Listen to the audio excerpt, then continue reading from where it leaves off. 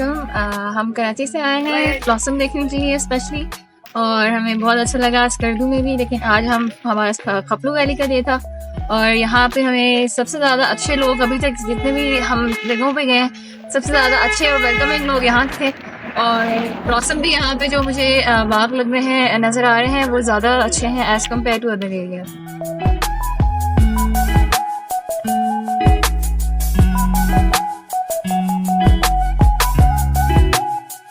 Rahim.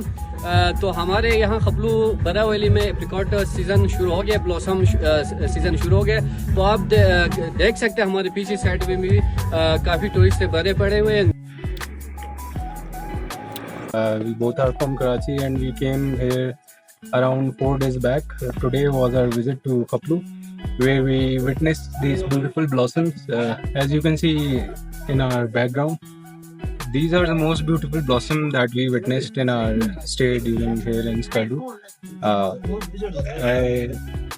I think that you all should visit this place, and specifically in this period of the year, so that you can witness these beautiful blossom season too.